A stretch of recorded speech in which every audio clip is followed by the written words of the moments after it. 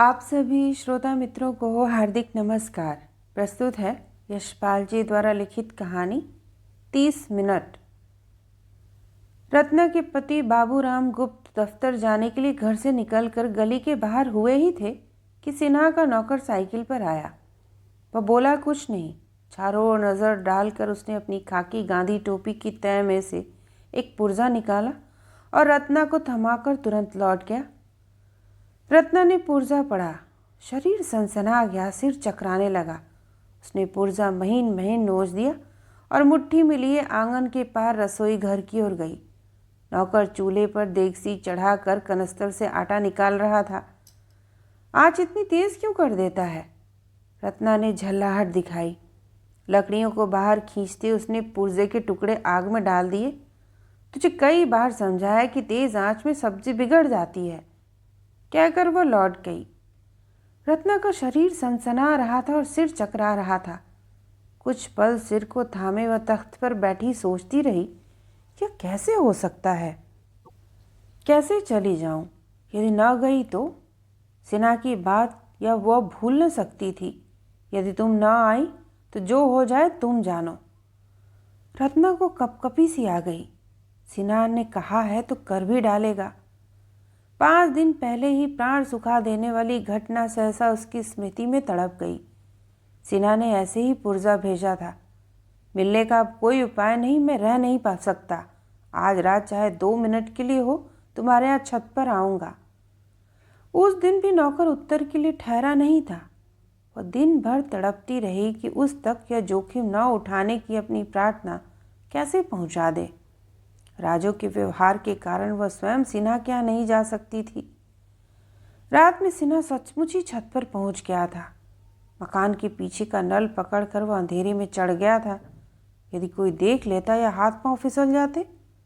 सभी तरह कितनी बड़ी जोखिम थी। सिन्हा कहता ही था, मेरी जान दांव पर है, तुम्हें छोड़ नहीं सकता। रत्ना सिन्हा के मन की अवस्था जानती थी और उसके लिए सब कुछ किए बिना रह सकना संभव न था। वह सिन्हा की बात पर मर जाने के लिए तैयार थी, तो फिर और क्या था? वास्तव में वह सिन्हा के लिए प्राण दे देने के लिए ही बेचैन थी। मन में इस गहरी विवशता और निश्चय के ऊपर रत्ना का मस्तिष्क कहे जा रहा था, नहीं, यह ठीक नहीं। अकेले जाने में उसे भय और झिझक नहीं थी, पर अब उचित न था। महीना भर पहले तक वह गुप्ता जी के दफ्तर जाते समय कह देती थी, मैं ज़रा राजू बहन के यहाँ हो आऊँगी। कभी किसी दूसरी सहेली का नाम ले लेती थी, पर जब पति के मन में संदेह की छाया आ गई, उसने अकेले निकलना छोड़ दिया था। अब अकेली निकल सकती थी तो केवल एक ही बार, कभी न लौटने के लिए। रत्ना ने दृढ़ निश्चय कर लिया कि वह सदा के लिए जा रही है। जाना उसे होगा, जो होना है हो। उसने साड़ी बदली, फिर रसोई के सामने आकर बोली, अरे गोपाल, आटा गूँथ रहा है? अच्छा गूँथ ले। रमी बहन जी आई हैं, मैं उनके साथ थोड़ी देर के लिए जा रही हूँ। किवाड़ मूद रही हूँ, तो सांकल लगा लेना। रत्ना तेज परंतु लड़खड़ाते कदमों से घर के दरवाजे से बाहर हुई। वैसे ही कदमों से सिमटती हुई सी छोटी गली से निकलकर सामने खड़ी रिक्शा पर बैठ गई। लोग देखते होंगे, इस ख्याल से भी वह रुक न सकी। स्टेशन उसने रिक्शा वाले की आंखों में प्रश्न का जवाब दिया। यह शब्द कहने में उसे मानो प्राणों की पूरी शक्ति लगा देनी पड़ी। रिक्शा के चलते ही रत्ना के मन में गहरी टीस उठी। दोनों लड़कियां स्कूल से लौटकर अम्मा जी चिल्लाकर दौड़ेंगी और उसे न पाकर उदास हो जाएंगी। संध्या समय ये आकर कितने परेशान होंगे। इन दृश्यों से बचने के लिए उसने आंखें मूंद ली, पर दृश्य तो मन में थे। रत्ना ने होठ दबाकर कहा, अब क्या करूं? ये लोग समझ लें कि मैं मर गई। उसे सिन्हा का दृढ़ निश्चय से गंभीर मुख दिखाई दे रहा था। वह जा नहीं रही थी, जाना पड़ रहा था। वह रुक नहीं सकती थी। वह चाह रही थी कि न जाए, पर स्टेशन पहुंच गई। स्टेशन पर रत्ना के पांव लड़खड़ा रहे थे। वह स्टेशन पर कभी अकेली नहीं गई थी। उसे जान पड़ रहा था कि सभी लोग उसे विस्मय से देख रहे हैं, पर अब क्या हो सकता था? स्टेशन पर पहुंचते ही सिन्हा सामने न दिखाई दिया। यह एक और धक्का लगा। अब क्या हो सकता था? वह तेज धारा में कूद चुकी थी। रुक सकने के लिए कोई किनारा या आधार कहीं नहीं था। याद आया, लिखा था रेस्तरां में बैठना, शायद वहाँ ही हो। घबराते उसने प्लेटफॉर्म टिकट ले लिया। स्टेशन के रेस्तरां में रत्ना ने एक बार सिन्हा और राजू के साथ चाय पी थी। तब गुप्ता जी भी साथ थे। रविवार का दिन सिन्हा ने निश्चय इसलिए तय किया था कि रत्ना और गुप्ता उसे छोड़ने स्टेशन पर जा सकें। डाक गाड़ी 1 घंटे लेट थी। रत्ना को याद आया, चाय पीते पीते हम लोग कितना हंस रहे थे। तब इनके मन में संदेह नहीं हुआ था। मैंने पूछा, कलकत्ते से हमारे लिए क्या लाएंगे? सिन्हा ने उत्तर दिया, जो लिए जा रहा हूँ वही लाऊंगा। राजू और मैं समझकर मुस्करा दी थी। गुप्ता जी समझ नहीं सके थे इसलिए बोल पड़े थे, वाह, इतनी दूर जा रहे हो, कब कब ऐसा अवसर होता है। राजू तब कितनी आड़ बनाए रखती थी, उसे हो क्या गया, नहीं तो ये नौबत आती क्यों। सिन्हा प्लेटफार्म पर भी दिखाई नहीं दिया। रत्ना सहमते हुए कदमों से रेस्तरां तक गई। दरवाज़ा खोलकर झांका, बिल्कुल सूना था।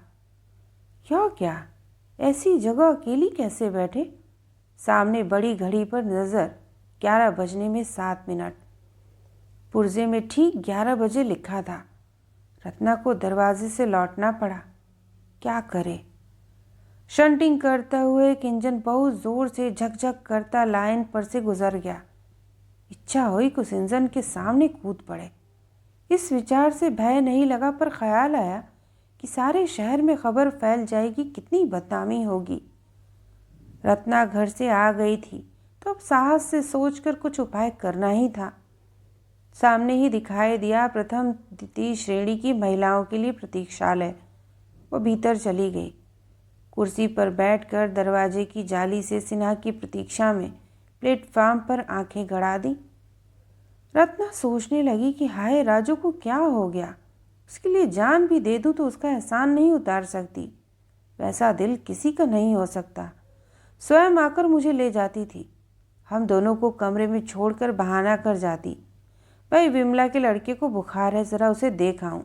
तू मेरे आ जाने तक यहाँ ही ठहरना, तुझे गाड़ी में पहुँचा जाऊंगी। रत्ना ने सोचा, मैं बाले अर्थात सिन्हा को कितना समझती थी। बाले, इतनी ज़्यादती मत करो। माना कि राजू बहन का दिल बड़ा है, वो तुम्हारे लिए सब कुछ कर सकती है, परंतु फिर औरत का दिल है। बाले नहीं माने। आखिर वही हुआ। राजू को ख्याल हो ही गया कि बाले मुझे उससे अधिक चाहते हैं, पर इतना एहसान क्या उसका कम है कि उसने इनसे या किसी और से कभी कुछ कहा? नहीं तो मुझे उसी समय जहर खा लेना पड़ता या फांसी लगा लेती। रत्ना ने सोचा, बाले को क्या हो गया, आखिर कहाँ ले जाएंगे? 2 घरों को बर्बाद करेंगे। मैं आ क्यों गई? अब भी लौट जाऊं? उसने उठने का यत्न किया, पर सिन्हा का चेहरा कल्पना में सामने आ गया। बाले न जाने क्या कर बैठे। सिन्हा के रात में छत पर चढ़ जाने की घटना याद आ गई। वह उठ न सकी। एक गहरी टीस रत्ना के मन में उठी। सिन्हा के सीने पर सिर रखकर मर जाए। राजू को क्या हो गया? उसी ने यहाँ तक बढ़ाया। वह अपने एहसान में मेरी जान भी मांगे तो इनकार नहीं, पर अब पीछे भी नहीं हट सकती। उसने बेमोल दिया था, अब वो मोल चाहती है तो मोल में जान देने को भी तैयार हूँ। रत्ना कल्पना से यथार्थ में लौट आई। सिन्हा अभी आते ही होंगे, यही कहेंगे, हम दोनों कलकत्ते जा रहे हैं, अपना जीवन नए सिरे से आरंभ करेंगे, चाहे हमें एक कोठरी में या पेड़ के नीचे ही क्यों न दिन काटने पड़े। हम एक साथ होंगे, मन से और शरीर से। बाले मेरे लिए ही यह सब कर रहे हैं, घर बार सब कुछ निछावर कर रहे हैं। मेरा क्या है, मैं मर भी जाऊं तो कोई बात नहीं, पर मैं बाले को यूं बर्बाद न होने दूंगी। रत्ना को ख्याल आया, मैं बाले के लिए सब कुछ कर सकती हूँ, तो क्या राजू नहीं करेगी? वो मुझसे बहुत ज़्यादा कर सकती है। यदि बाले राज का दिल रख कर चलते तो यह मुसीबत क्यों आती? बाले ढंग से चले तो राज अब भी मान जाएगी। मैं यदि मर जाऊं तो बाले राज को छोड़कर क्यों जाए? इस दुख में अभिमान सा उसे अनुभव हुआ। से प्यार की जीत के गर्व में मृत्यु भी तुच्छ है। गर्व से उसने कहा, मैं राज के पांव पकड़कर कहूंगी कि बाले तेरे हैं, तेरे ही रहेंगे। तूने दया कर अपने राज में मुझे भिखारिन की जगह से उठाकर अपने पास बैठा लिया था। मैं क्या तुझे धक्का दे सकती हूँ? मैं फिर दूर हट जाऊंगी। मुझे केवल अपने राजा का दर्शन भर करा दिया कर। हाय, पूरे 5 दिन हो गए बाले को देखे, कि मैं कैसे जीऊँगी। आ बाले, एक बार अपनी झलक दे। तू ही मेरे प्राणों का और मेरी इज्जत का मालिक है। वेटिंग रूम के दरवाजे की जाली से सिन्हा रेस्तरां की ओर जाता दिखाई दिया। वो रत्ना के लिए इधर उधर देख रहा था। एक खुला पत्र और लिफाफा उसके हाथ में था। रत्ना जनाने वेटिंग रूम से निकल आई। सिन्हा के साथ एक खुली सूटकेस और होल्डाल उठाया था। रत्ना के पांव कांप गए। सचमुच मुझे ले जा रहे हैं। बड़ी कठिनाई से उसने अपने आप को संभाला। इसी समय स्टेशन को कपाते हुए गाड़ी उसे ले जाने के लिए आकर खड़ी हो गई। सिन्हा रत्ना के समीप आ गया। ज़रा रिफ्रेशमेंट रूम में चलो। आवाज़ भारी थी, चेहरा भी कुछ गुमसुम। सूने कमरे में एक मेज़ की ओर बढ़कर सिन्हा ने एक कुर्सी रत्ना के लिए खींचकर उसे बैठाया और स्वयं भी बैठ गया। रत्ना धीमे कातर स्वर में बोल रही थी, बाले, यह क्या कर रहे हो? मेरा कुछ नहीं, पर अपना सोचो, मेरा तो अंत ही समझो। रत्ना की बात काट सिन्हा कड़वे स्वर में बोला, जानती हो क्या किया है उसने? रत्ना प्रश्न भरी आंखों से चुप रह गई। क्या पढ़कर देखो। सिन्हा ने अपने हाथ का पत्र रत्ना के सामने रख दिया। पत्र अच्छे कागज पर स्पष्ट अक्षरों में बहुत संभाल कर लिखा जान पड़ता था। बैरे ने आकर हुक्म मांगा, चाय। सिन्हा ने एक शब्द में उत्तर दे दिया। रत्ना सनसनाते दिमाग से पत्र पढ़ती जा रही थी। मैं जानती हूँ तुम रत्ना को लेकर जा रहे हो। मैं तुम्हारे संतोष के लिए उसे तुम्हारे पास पहुँचा दिया था, लेकिन उसके बाद तुमने मेरी भावना की परवाह न की। तुम्हारा विचार है कि तुम उसके बिना नहीं रह सकते। इस विषय में अब कोई बात व्यर्थ है। संभव है तुम महीने या 6 महीने बाद लौट कर आओ। उस समय तुम्हें मेरे और लाल के संबंध में कोई एतराज़ करने का हक नहीं होगा। 6 वर्ष पहले तुमने मुझे प्रतिज्ञा करने के लिए मजबूर किया था कि मैं उसके संबंध में सोचूंगी भी नहीं। अब तुम खूब समझ सकते हो यह बात कितनी अस्वाभाविक थी। तुम रत्ना को लेकर जा रहे हो, मतलब साफ है कि तुम्हें मेरी बात मंजूर है। इसके बदले विश्वास दिलाती हूँ कि तुम्हें रत्ना को ले जाने की ज़रूरत नहीं। इससे उसका जीवन और परिवार नष्ट हो जाएगा। गुप्ता क्रोध में जाने क्या कर बैठे। मैं उसकी और तुम्हारी सहायता जैसे पहले करती थी वैसे ही करने के लिए तैयार हूँ, बल्कि उससे भी ज़्यादा। मैं पर्दा बनकर रहूँगी तो गुप्ता की मजाल नहीं कि कुछ बोल सके। यदि तुमने लौटने पर मेरी किसी बात पर ऐतराज़ किया तो मैं 1 घंटे के भीतर समाप्त हो जाऊंगी। इसमें कोई रुकावट नहीं डाल सकेगा। इससे भी मुझे दुख न होगा। इतना तो संतोष होगा कि महीने या 6 महीने में असली जीवन पा लिया। तुम्हारी भी, राज। पत्र पढ़ते हुए रत्ना को अनुभव हो रहा था कि तेज धार में बहती बहती वह भंवर में फंस गई है। पत्र समाप्त होते होते उसे जान पड़ा कि भंवर ने उसे खूब झिझोड़कर किनारे की ओर फेंक दिया है। आशा का सहारा पाकर रत्ना ने पूछा, यह कब? वह मुझे गाड़ी में स्टेशन पर छोड़ने आई थी। मेरे गाड़ी से उतरने पर उसने यह लिफाफा देकर कहा, इसे अभी पढ़ लो, इधर उधर न गिर जाए। लाल कौन है? सहारा पा लेने के विश्वास में रत्ना ने धीमे से पूछा। है एक गुंडा, तुम नहीं जानती उसे, पर इस औरत का कमीनापन देखा?